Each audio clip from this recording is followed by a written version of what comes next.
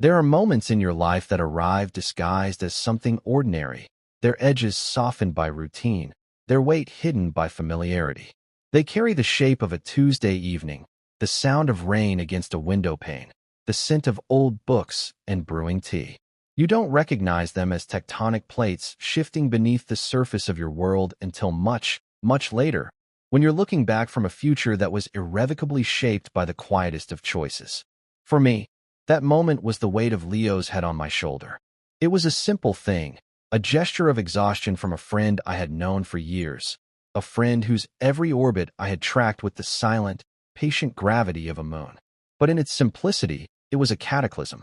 It was the first tremor. He had been a low hum in the background of my life for so long, a constant, comforting vibration that I had learned to live with, to build my own quiet world around. And then, on that particular Tuesday, the hum became a tangible pressure, a warmth seeping through the thin cotton of my shirt, a physical declaration of trust that I was entirely unprepared for. We were on my worn-out corduroy couch, a relic from a thrift store that had seen more of our friendship than any other place on Earth. A documentary about deep-sea life was droning on the television, the blue light flickering across the room, turning the familiar landscape of my apartment into an alien ocean floor. Leo had been quiet for a while, a stillness that was unusual for him. He was normally a creature of kinetic energy, all restless limbs and quick laughter, a current that pulled everyone else along in his wake. But the past few weeks had weathered him, eroding those bright edges, leaving him subdued and tired. I had been watching him from the corner of my eye, a habit I had developed and polished into an art form. I could study the composition of his profile, the way a stray lock of dark hair fell across his forehead, the subtle tension in his jaw, without ever turning my head. It was a photographer's trick, this peripheral vision, this ability to observe without being seen to observe. He was staring at the screen, but his eyes were unfocused, lost somewhere in the shimmering images of bioluminescent creatures drifting through an endless, crushing blackness. I imagined he felt a certain kinship with them. He sighed, a soft exhalation of air that seemed to carry the weight of 1,000 unspoken anxieties. And then, slowly, as if his own body were moving without his permission, he listed sideways. His head came to rest in the space between my shoulder and my neck, a perfect, unnerving fit. My entire body went rigid. Every muscle, every nerve, every atom of my being locked into a state of suspended animation. I stopped breathing. The narrator of the documentary continued to speak of pressure and adaptation, his voice a disembodied rumble in the quiet room. And I thought, I know something about pressure. I knew the pressure of a secret I had carried for 2 years, a feeling so immense and fragile that I had built a fortress around it inside my own chest. I knew the pressure of wanting to reach out and smooth that errant lock of hair from his forehead, and the equal, opposing pressure of knowing I never could. And now this, the physical, literal pressure of him against me, real and undeniable. His hair smelled faintly of chlorine from afternoon practice and the clean, sharp scent of the mint shampoo he used. It was an impossibly intimate collection of details, delivered directly into my senses, bypassing all my carefully constructed defenses. He was asleep. I could tell by the sudden, dead weight of him, the way his breathing deepened and evened out into a soft, rhythmic cadence. He had simply given in to his exhaustion, and in that surrender, he had chosen me as his anchor. A part of me, the logical, self-preservationist part, screamed at me to move, to shift, to gently wake him, to restore the safe, established boundary that had always existed between us. Friendships like ours, deep and true, were built on such boundaries. They were the invisible architecture that kept everything from collapsing. But another part of me, a part one had tried to starve into silence for years, was paralyzed with a terrifying, exquisite hope. It was a foolish, treacherous feeling, and I knew it. He was my friend, my best friend. He was heartbroken and lost, and he had come to me for comfort, for the platonic safety I had always offered. This meant nothing more than that. To assign it any other meaning was to project my own complicated, unwanted feelings onto an act of simple, exhausted trust. It was a betrayal, but my body wouldn't listen to my brain.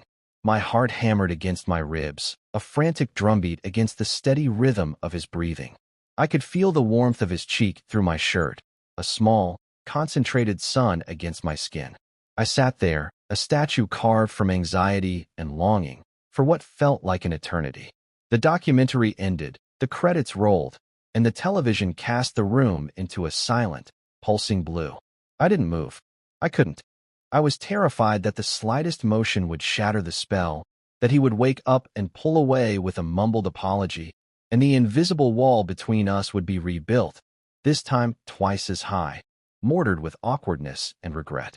So I stayed still, letting the pins and needles bloom in my arm, letting my own exhaustion settle deep into my bones.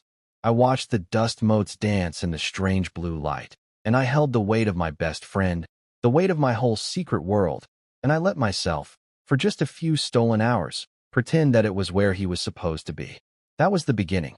Or, more accurately, it was the beginning of the end of how things had been. To understand the seismic nature of that moment, you have to understand the landscape that came before it. You have to understand the geography of our friendship. I met Leo the first week of my freshman year, in the echoing, chlorine-scented cathedral of the university natatorium. I was there because swimming was the only thing that had ever quieted the noise in my head. It was a meditative practice, the rhythmic pull and kick, the world reduced to a black line on a tiled floor, and the muffled roar of water in my ears. I was not a social swimmer. I was there to disappear. Leo was the opposite. He was the team captain, even as a sophomore, a natural center of gravity. He moved through the water with an explosive, joyful power that I could only ever admire from a distance. On deck, he was all bright, easy confidence, laughing with teammates, offering encouragement, a sun king in a world of pale, waterlogged mortals. I was a quiet observer, a satellite in a distant, solitary orbit. I kept to myself, did my laps, and left. My world was the arts campus, the quiet solitude of the darkroom where I spent hours coaxing images from silver and light, a process that felt far more intuitive to me than social interaction. I learned to see the world in frames, in compositions of light and shadow, and Leo, from afar, was a study in blinding light. I never expected our orbits to intersect, but he noticed me, or rather, he noticed my solitude. One afternoon, as I was packing my bag, he jogged over, his skin still gleaming with water, a towel slung around his neck. "Hey," he said, his voice startlingly warm in the loud, cavernous space. "Julian, right?" I nodded, my throat suddenly tight. "You're fast," he continued, "but you're always gone before I can say anything. You running from us?" He smiled, a wide, genuine grin that made the harsh fluorescent lights seem soft. That was Leo. He saw a person on the edge of the circle and didn't just wave. He walked over and pulled them in. Our friendship was built in those small, incremental moments. He'd wait for me after practice, chattering about his software engineering classes, a world of code and logic that was as foreign to me as my world of apertures and emulsions was to him. We started studying together in the library, a study in contrasts. His side of the table would be a chaotic sprawl of textbooks, diagrams, and balled-up napkins covered in algorithms. Mine was a neat, quiet space, a single art history tome and my sketchbook.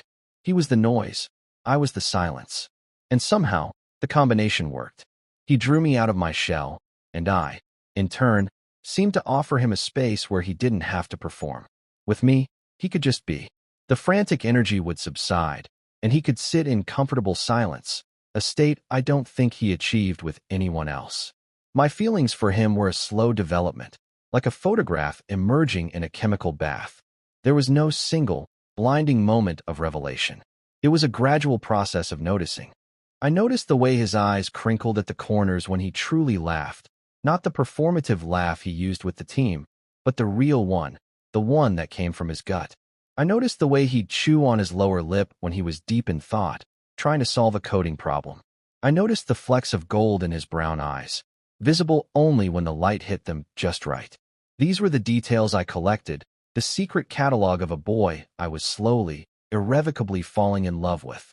The realization solidified during a team training trip to Florida. One evening, after a brutal day of practice, most of the team went out to a party. Leo stayed behind, claiming exhaustion. I found him sitting on the beach, watching the last sliver of sun sink into the Gulf of Mexico. He was quiet, his usual effervescence replaced by a deep, melancholic stillness. He was talking about his girlfriend at the time, Sarah. They had been together since high school, a fact that always felt like a solid, insurmountable wall to me. He spoke of the pressure he felt, the future that everyone, including her, seemed to have mapped out for him. Engineering degree, good job, marriage, house. A neat, linear progression. Sometimes, he said, his voice barely a murmur over the sound of the waves, I feel like I'm just swimming in someone else's lane, following a line they painted for me. In that moment, stripped of his team captain persona, he wasn't the Sun King. He was just a boy, overwhelmed and a little bit lost, sharing a sliver of his true self with me. And my heart, my stupid, traitorous heart, didn't just ache for him, it broke for him. It was a profound, terrifying shift. It was the moment admiration and affection deepened into love, a love I knew I would have to bury, so deep it might as well be at the bottom of the ocean. So I became an expert in the art of platonic friendship. I was his confidant, his sounding board, the person he came to when the pressure of being Leo became too much. I listened to his problems with Sarah, offering neutral, supportive advice while my own feelings churned inside me like a storm-tossed sea. I was the safe harbor, the quiet port. It was a role I cherished and resented in equal measure. I was grateful for his closeness, for the unique space I occupied in his life, but every casual touch, every shared laugh, was a small, sharp pain, a reminder of the vast, unbridgeable distance between what we were and what I wished we could be. I built my life around that distance. I dated other people, half-hearted attempts to prove to myself that I could feel something for someone else, but they always felt like trying to see in black and white after you've witnessed a sunset. They were pale imitations of the vibrant, terrifying color that was Leo. My photography became my only outlet, a place where I could channel all that unspoken longing. I took pictures of empty spaces that felt full of his presence, of light falling across a chair where he once sat, of the surface of the pool, that shimmering, impenetrable barrier between two worlds. My art was a testament to my silence. Then, the shift came. It began not with a bang, but with the quiet, final click of a door closing on a long chapter of his life. His relationship with Sarah, which had been fraying for months, finally snapped. The breakup was not dramatic, but it was devastating in its finality. It was an amicable severing, they said, a mutual acknowledgement that they had grown into different people who wanted different things. But for Leo, it was like a continental drift. A huge part of his known world, his planned future, had just broken off and floated away, leaving him stranded. He tried to play the part of the stoic, unaffected man. At the pool, he was louder, more boisterous, his energy more frantic than ever. He threw himself into his training, into his coursework, into anything that would keep him from having to be still. But I could see the cracks. I could see the exhaustion behind his eyes, the forced quality of his smile. He was running on fumes, and the engine was starting to sputter. The first sign that he was truly breaking down came in the form of a phone call late one Wednesday night. I was in my darkroom, the red safe light casting an eerie glow over everything, my hands submerged in the developer tray, watching an image slowly bloom into existence on the paper. My phone, left on the counter, vibrated, its screen lighting up with his name. I almost let it go, reluctant to leave the womb-like peace of the darkroom. But something made me wipe my hands on a towel and answer. "Hello," I said. There was silence on the other end, just the sound of shallow, unsteady breathing. "Leo?" I asked, a knot of concern tightening in my stomach. "Hey," he finally managed, his voice thick and rough, as if he hadn't used it in days. It was a small, broken sound, completely stripped of its usual confidence. "Are you okay?" I asked, my own voice hushed. "No," he said, and the simple, honest admission was more shocking than any detailed explanation could have been. "I'm really not." He told me he was just sitting in his car, that he couldn't bring himself to go back to his empty apartment, a space he had once shared with her on weekends, a space now haunted by the ghosts of a future that would never happen. He said he felt like he was vibrating, like his whole body was an engine with no off switch. He didn't ask to come over. He didn't ask for anything. He just needed to say it out loud to someone who would listen. "Where are you?" I asked, already pulling off my apron. He told me he was parked just a few blocks away from my building. "Stay there," I said. I'm coming down. I didn't give him a chance to argue. I found him in his car, slumped over the steering wheel, the very picture of defeat. I got him out of the car and walked him up the 3 flights of stairs to my apartment, his arms slung over my shoulder. He felt heavier than he should have, as if the grief were a physical weight. I sat him down on my couch, the same couch where, a few weeks later, he would fall asleep on my shoulder. I made him tea, a chamomile blend that smelled of comfort and calm, and I sat with him. We didn't talk much. He just sat there, staring into the steam rising from the mug, and slowly, the frantic vibrations seemed to leave him. The silence in my apartment, the thing he had always seemed to gravitate towards, was working its strange magic. He didn't stay the night. He left around 2 in the morning, looking more human, more like himself. But something had fundamentally changed. A new door had been opened between us, one that led from his world of chaos into my world of quiet. He had sought refuge, and I had given it. That was the shift. It was the moment my role changed from friend to sanctuary. And a sanctuary is a very intimate, very dangerous thing to be. That night established a new precedent, an unspoken agreement that my apartment was his safe house. The ritual began subtly, as most profound changes do. It started with him just showing up, usually in the evenings, with a textbook and a tired excuse about his own apartment being too loud or too empty. He would spread his work out on my small dining table, and I would work on my own projects, editing photos on my laptop or sketching in my notebook. We would exist in parallel, 2 separate entities sharing a single, quiet space. The air would be filled with the soft click of my keyboard and the scratching of his pen, a comfortable, domestic soundscape. But he rarely got much work done. More often than not, I would look up and find him staring into space, his textbook lying open to the same page it had been on an hour ago. He was there for the presence, not the productivity. The first time he fell asleep was an accident. We were watching a movie, a mindless action film he had chosen, probably for its ability to drown out thought. I was only half watching, more attuned to the subtle shifts in his posture beside me on the couch. He had been leaning back, his head against the cushions, and then, in the middle of a cacophonous explosion on screen, his head had lolled sideways and come to rest on my shoulder. That was the night I described, the night of the tectonic shift. When I finally woke him hours later, my arm completely numb, he was disoriented. He blinked, looked at my shoulder where his head had been, and a faint blush crept up his neck. "Sorry," he mumbled, scrubbing a hand over his face. I was just so tired. I had waved it off, pretending it was nothing, my heart doing a frantic staccato against my ribs. "Don't worry about it," I'd said, my voice impressively steady. "You clearly needed it, but it wasn't a one-time thing. It became part of the ritual.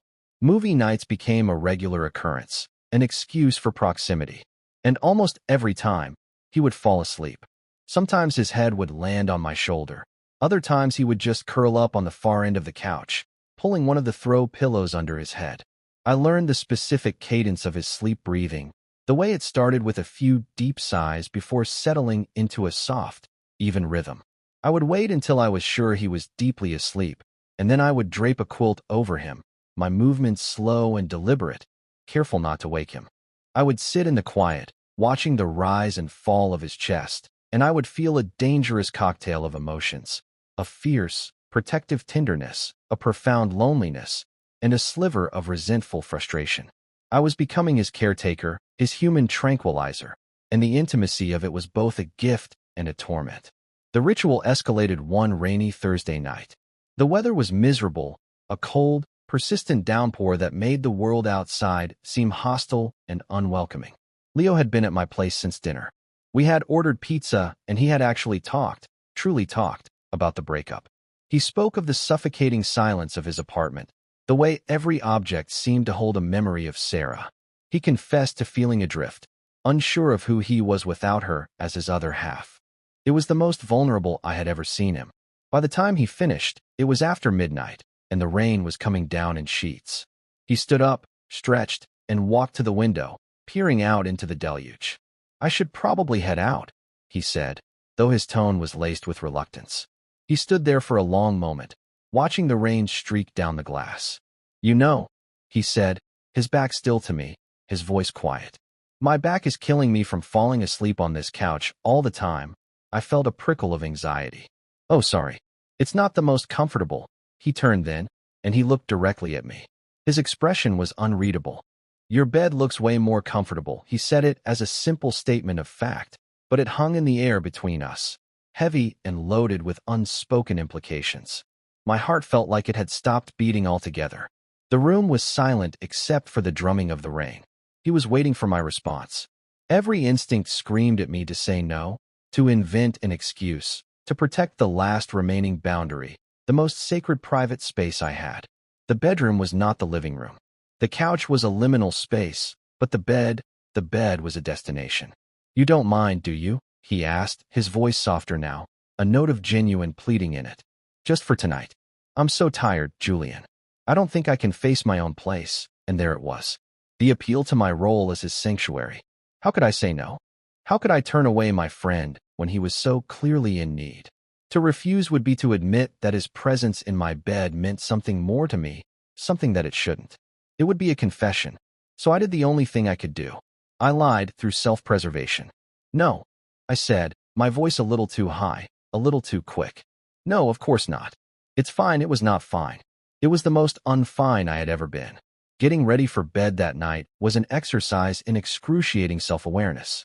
I brushed my teeth in the small bathroom, staring at my own reflection, my eyes wide with a kind of terrified panic. I changed into a t-shirt and pajama pants, every movement feeling stiff and unnatural. When I walked back into my bedroom, he was already there, tucked under the covers on the far side of the queen-sized bed, facing away from me.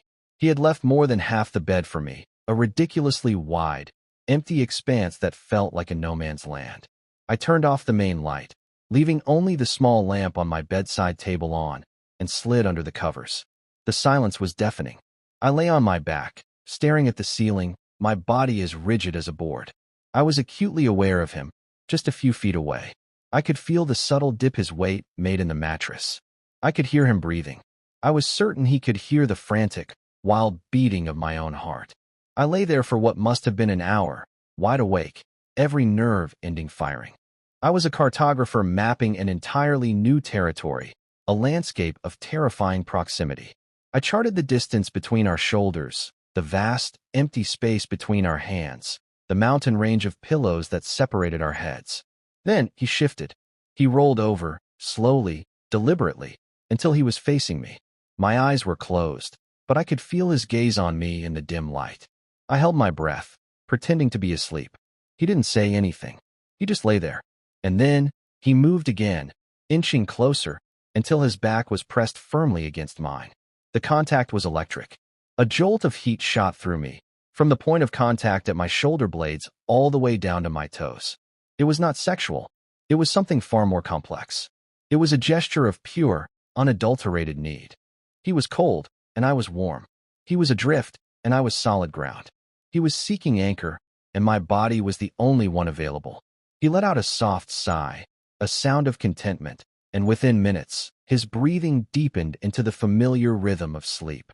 And I lay there, his back a warm, solid wall against mine, and I did not sleep at all. This became the new ritual, the most dangerous and addictive one yet. The pretense of the couch was abandoned. Most nights, he ended up at my place. Most nights, we ended up in my bed. Always with that careful, deliberate distance at first, a pantomime of platonic cohabitation. And then, always, in the middle of the night, he would gravitate towards me, seeking warmth, seeking solidity. I became accustomed to waking up with his arm thrown across my chest, or his leg tangled with mine, or his face buried in the pillow next to my head. He was always asleep, or pretending to be. It was the perfect crime, an intimacy cloaked in the plausible deniability of unconsciousness. And I was his willing, silent accomplice, starving for the contact and terrified of what it meant, living in a constant state of quiet, hopeful, agonizing suspense. The breaking point, the moment the unbearable tension finally snapped, came on a night that was no different from any of the others. It was a Tuesday again, a bookend to the Tuesday when he had first fallen asleep on my shoulder. The ritual had been in place for nearly 2 months, a fragile, unspoken routine that now felt as normal as breathing. He was in my bed, lying on his back, staring at the ceiling, and I was beside him, propped up on one elbow, reading a book. The only light came from my small bedside lamp, which cast a warm, golden circle around us, creating an island of intimacy in the dark room.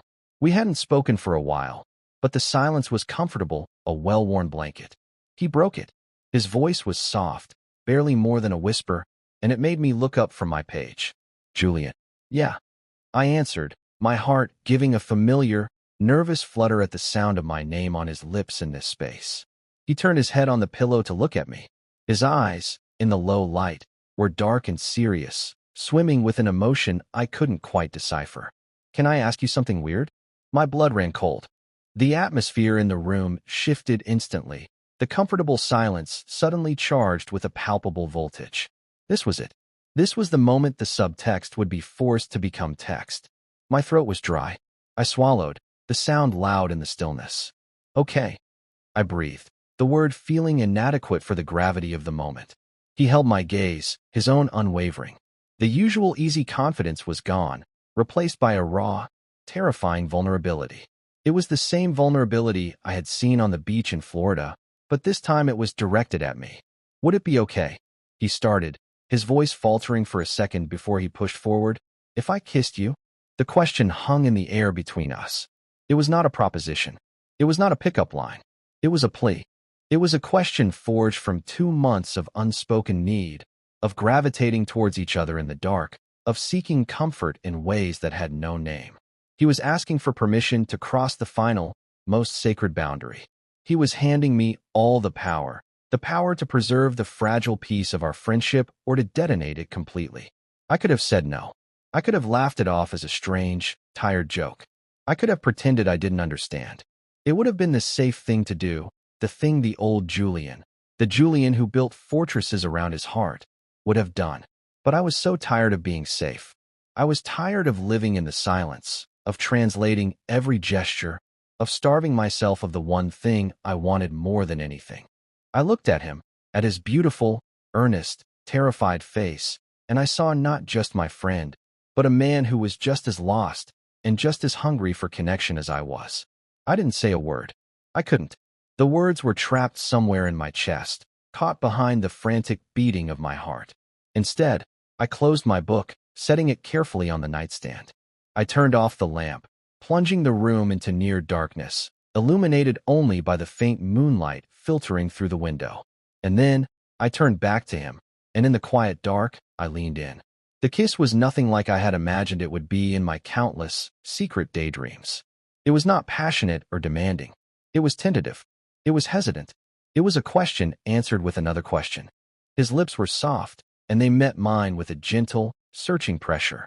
It was a kiss of profound discovery, like two people who had been speaking different languages their whole lives suddenly realizing they understood each other perfectly. It lasted only a few seconds, but it contained the entire history of our friendship, all the unspoken words, all the stolen glances, all the quiet longing. When we pulled apart, we were still just inches from each other.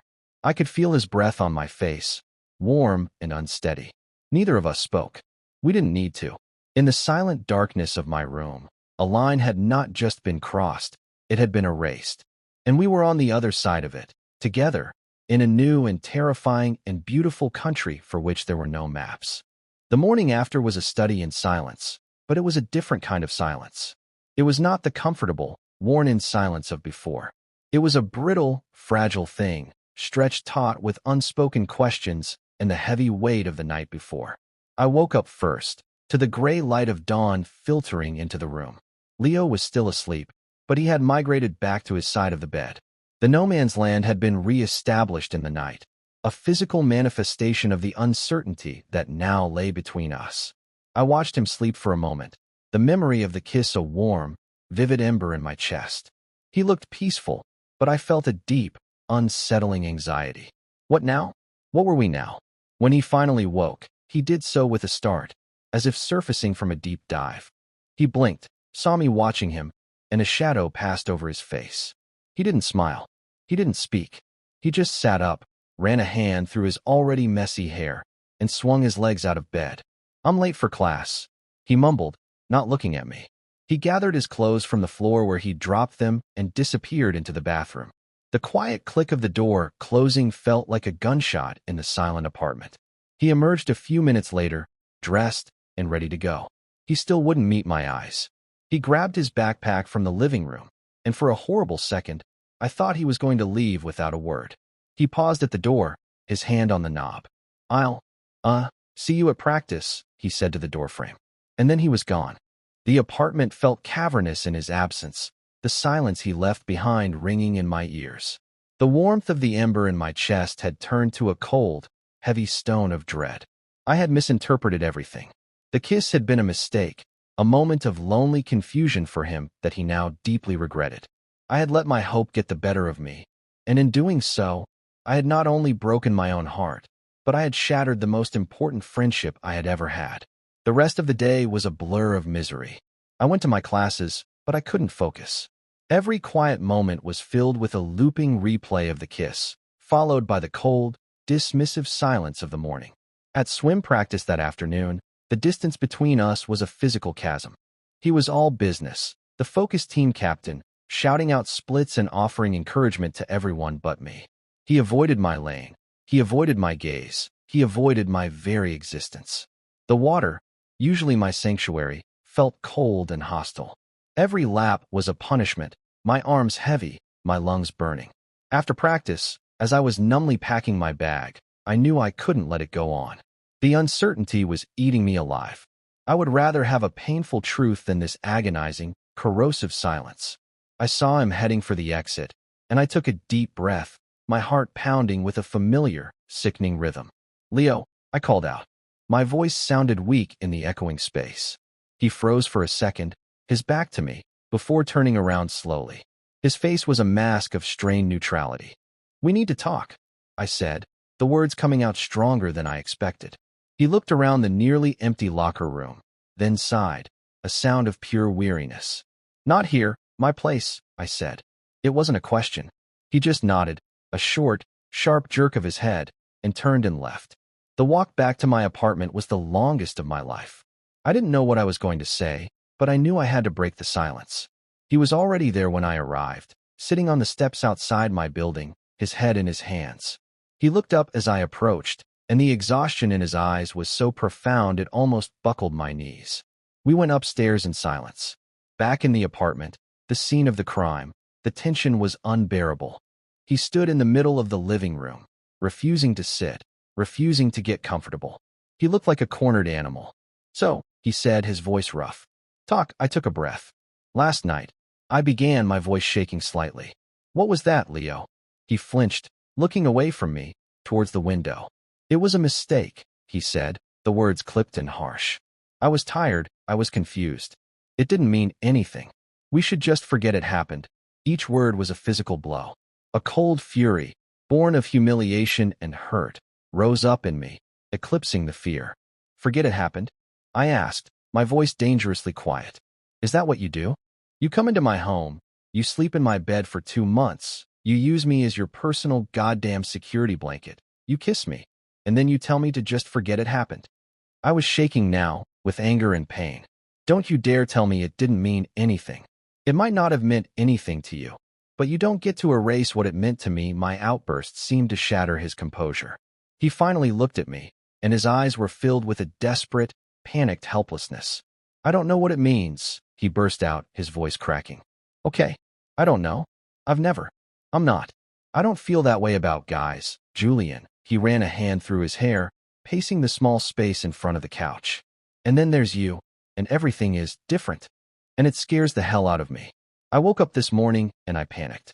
All I could think was that I'd ruined everything, that I'd made you uncomfortable, that I'd destroyed our friendship. You think what you're doing right now is any better? I shot back, my voice raw. Ignoring me? Pretending I don't exist? That's what's destroying our friendship, Leo. Not the kiss. The silence. He stopped pacing and just stood there, looking at me, his whole body trembling. I don't know what to do, he whispered, and he looked so young and so lost that my anger dissolved, leaving only a deep, profound ache. This wasn't about him rejecting me. This was about him being terrified of himself. I took a step towards him. You can start by being honest, I said, my voice softening. With me and with yourself. I'm not an experiment, Leo. My feelings for you aren't a phase I'm going through. His eyes widened. It was the first time I had ever come close to admitting the truth out loud. I felt this way for a long time. So when you kissed me last night, that wasn't a mistake to me. It felt like coming home. The confession hung in the air, fragile and terrifying. He stared at me, his mouth slightly open, as if he was hearing a language he was only just beginning to understand. The conflict in his eyes was agonizing to watch. It was the battle between the life he thought he was supposed to live and the feelings he couldn't deny. He was at a precipice, and I had no idea which way he would fall. The silence that followed my confession was different yet again. It was a space for processing, a vacuum waiting to be filled with a decision. Leo stood frozen for what felt like a lifetime, his gaze locked on mine, a silent, frantic conversation happening in his eyes. I could see the fear warring with something else, something softer, something that looked like recognition. He finally broke eye contact, his shoulders slumping in a gesture of utter defeat, or perhaps surrender. He walked over to the couch, that long-suffering piece of furniture that had borne witness to our entire emotional saga, and collapsed onto it. He didn't speak. He just buried his face in his hands, his elbows resting on his knees. I gave him the space he needed. I went into the kitchen and put the kettle on, my hands moving on autopilot. The simple, domestic act was grounding. I was making tea, just as I had on the first night he had shown up broken at my door. Some things, it seemed, remained constant. I brought 2 mugs back into the living room and set one on the coffee table in front of him. He looked up, his face pale and strained, his eyes red-rimmed. He looked utterly wrecked, but the panic was gone, replaced by a deep, hollowed-out exhaustion. He took the mug, his hands wrapping around it as if for warmth. "I'm sorry," he said, his voice a hoarse whisper. "I'm so sorry, Julian. For this morning. For everything. You were right. I was a coward." I sat down in the armchair across from him, creating a space that felt safe for conversation, not confrontation. "You were scared," I said. It wasn't an excuse, just a statement of fact. He nodded, staring down into his tea. "When I'm with you," he began, speaking slowly, as if piecing the words together for the first time, everything just quiets down. The pressure, the expectations, all the noise in my head. It just stops. And for a long time, I thought that's all it was. You were my friend, my quiet place. But after Sarah, I started needing it more. Needing you more. And I didn't understand why. I told myself it was just the breakup, that I was just lonely. He took a shaky breath. But it wasn't just that. Lying in your bed at night, it was the only time I felt truly safe. And I kept getting closer to you because it felt right. It felt more right than anything has in a very long time. And that terrified me. He finally looked up at me, his gaze direct and filled with a painful honesty. "Last night, when I asked if I could kiss you, it wasn't a whim. I had been wanting to do it for weeks. I was just too afraid. And when you kissed me back, for a second, it was the most perfect, peaceful moment of my life. And then the sun came up, and all the noise came rushing back in. What does this mean? What are you doing? This isn't who you are." I ran. "I'm sorry." I listened, my own heart aching with empathy for his struggle. All my anger had vanished, replaced by a wave of tenderness. He hadn't been cruel, he had been lost. "You said you felt this way for a long time," he said, his voice quiet. I nodded. 2 years. His eyes widened in disbelief. A look of dawning comprehension spread across his face, followed by a wave of what looked like regret. He was reevaluating every moment of our friendship, every late-night talk, every shared silence, through this new lens. I was so blind, he whispered, more to himself than to me. "You weren't ready to see," I said gently. "It's okay." We sat in silence for a while longer, drinking our tea, the air between us finally clear. The tension had dissipated, leaving a kind of clean, quiet calm in its wake. The storm had passed. Now came the slow, careful work of rebuilding.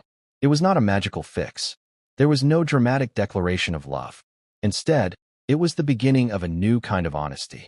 We talked for hours, really talked, about his fears, about my long-held feelings, about what this could possibly mean for our future. It was messy and complicated and uncertain, but it was real. For the first time, we were navigating our relationship without a map of platonic friendship to guide us, and it was both terrifying and liberating. The resolution did not arrive like a thunderclap. It seeped in slowly, like the morning light. In the days that followed our conversation, a new dynamic began to form. Leo still came over, but the pretexts were gone. He came over to see me. We started going on dates, though we didn't call them that at first. We took walks in the park, we went to a small independent cinema, we had dinner at a quiet Italian restaurant. It was all the normal things friends did, but it was underpinned by a new intentionality. We were learning a new language of touch, one that wasn't cloaked in the ambiguity of sleep.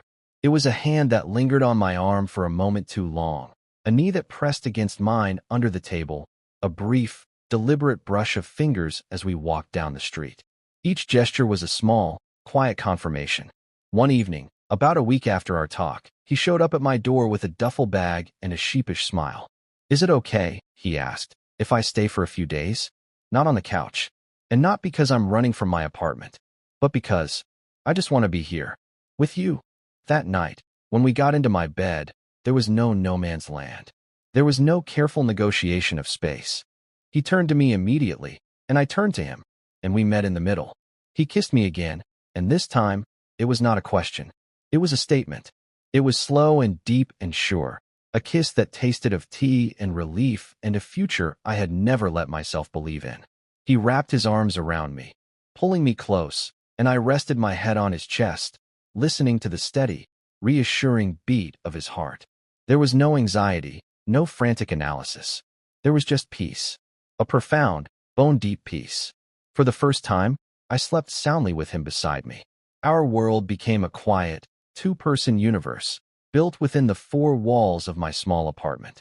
It was a space of gentle domesticity. We cooked together, our bodies moving in easy choreography in the tiny kitchen. We studied side by side, his textbooks still a chaotic mess, but now his foot would be resting on mine under the table. He would watch me work in my makeshift darkroom, fascinated by the alchemy of it, by the way I could bring a world into focus out of nothing. He said he finally understood. "This is what you do," he'd murmured one evening, watching an image of a winter landscape appear on the paper. "You see the things that are hidden in the shadows, and you patiently wait for them to come into the light." I knew he wasn't just talking about photography. We learned to heal in the beautiful, honest silence we had learned to create together.